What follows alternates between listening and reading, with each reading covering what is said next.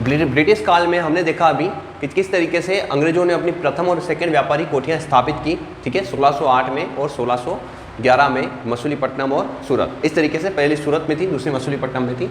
इसके बाद अगर ध्यान देखें तो अंग्रेजों ने इसके बाद कई अपनी व्यापारिक कोठियाँ और फैक्ट्रियाँ भारत में स्टार्ट कर दी। इसके बाद उन्होंने टारगेट किया एक क्षेत्र को, ठीक है, वो जो था हमारा बंगाल जो क्षेत्र था भारत का, वहाँ पर अंग्रेजों ने अपनी नींवें मजबूत करने के लिए वहाँ पर युद्ध की प्लानिंग करी। और इसमें हम देखते हैं एग्जाम में बहुत ज़्यादा बार क्वेश्चन पूछा गया है प्लासी युद्ध और बक्सर युद्ध, क्योंकि दोनों ही युद्ध ऐसे युद्ध थे जिसमें ब्रिटिश या हम कह सकते हैं अंग्रेजों को हमारे यहाँ पर स्थापित या स्थायी रूप में यहाँ पर औपनिवेशिक काल को प्रारंभ करने में इन्होंने बहुत ज़्यादा मदद की है। तो ये दोनों ही युद्ध अंग्रेजों के लिए अच्छे साबित हुए, इसीलिए अंग्रेजों की जड़ें हमारे भारत में मजबूत बन पाई।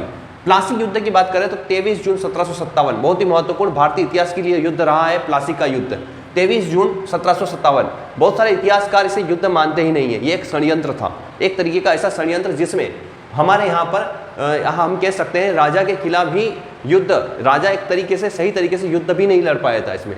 तो प्लासी का युद्ध जो 23 जून 1757 को हुआ, ये प्लासी एक क्षेत्र है जो बंगाल के नादिया जिले में पड़ता है। प्लासी, वहीं पर ये युद्ध हुआ था, प्लासी का युद्ध। इसमें जो वहाँ के नवाब थे, बंगाल के नवाब थे सिराजुद्दौला, उन्होंने भाग लिया था। और सिराजुद्दौला से अंग्रेजों की तरफ से ईस्ट इंडिया कंपनी की तरफ से नेतृत्व किया था रॉबर्ट क्लाइव ने। तो रॉबर्ट क्लाइव ने इनके ही सेनापति, जो सिराजुद्दौला के सेनापति थे मीर जाफर, उनके साथ में डीलिंग करके उन्हें अपने साथ मिला लिया था। और मीर जाफर ने अंग्रेजों का साथ दिया, न कि नवाब का साथ दिया। और सेनापति ने जब साथ नहीं दिया तो मीर सिराजुद्दौला इस युद्ध में क्या हुए, हार गए। और सिराजुद्दौला का जैसे ही युद्ध में हारना हुआ, अंग्रेजों के पास में एक बड़ा क्षेत्र आ गया बंगाल का। अंग्रेजों ने खूब सारी संधियां करके इस क्षेत्र को, प्लासी को या बंगाल को अपने क्षेत्र को अपने कब्जे में ले लिया। बाद में जब मीर जाफर को नवाब बनाया गया तो मीर जाफर अंग्रेजों की एक टेम्परेरी कठपुतली की तरह ही काम कर पाए। और उसके बाद में सेकंड युद्ध का नंबर आता है बक्सर का युद्ध। दोनों ही युद्ध अंग्रेजों का, हम एक कह सकते हैं अंग्रेजों को भारत में जड़ें मजबूत करने के लिए योगदान देते हैं। तो बक्सर का युद्ध भी बहुत बार एग्जाम में पूछा जाता है। 22-23 अक्टूबर 1764, देखो डेट इसकी आप 23-23 याद रख सकते हो। 22-23 अक्टूबर 1764 में स्टार्ट हुआ है। इस युद्ध में कंपनी की तरफ से हेक्टर मुनरो ने नेतृत्व किया था। और अंग्रेजों के खिलाफ 3 शासक कंबाइन होकर युद्ध के लिए आए थे। एक थे मीर कासिम जो बंगाल के उस समय के नवाब थे, शुजाउद्दौला जो अवध के नवाब थे, और शाह आलम द्वितीय जो मुगल सल्तनत के, जो हमारे मुगल सल्तनत के हम कह सकते हैं हमारे मुगल दरबार के क्या थे, राजा थे। कौन थे? शाह आलम द्वितीय। तो तीनों ने कंबाइन रूप से एक साथ मिलकर इस युद्ध में पार्टिसिपेट किया और अंग्रेजों के ऊपर क्या किया, युद्ध के लिए धावा बोल दिया।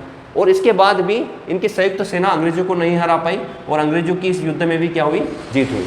तो अंग्रेजों ने प्लासी के युद्ध और बक्सर के युद्ध के बाद में बंगाल के ऊपर अपनी जड़ें पूरी तरीके से मजबूत कर ली। और इसके साथ साथ अन्य क्षेत्र भी अपने हाथ में, क्योंकि जो राजा हारे उसके साथ भी संधियां करनी पड़ी सभी राजाओं को, अंग्रेजों के साथ भी। तो दिल्ली का क्षेत्र, इसके अलावा अवध का क्षेत्र, सभी अंग्रेजों के हाथ में बहुत मजबूती के साथ चले गए। तो इस तरीके से प्लासी का युद्ध और बक्सर का युद्ध बहुत ही महत्वपूर्ण युद्ध रहते हैं इतिहास के लिए, इसीलिए इनके क्वेश्चन भी ढेर सारे बनते हैं। आज की क्लास यहीं विराम देते हैं।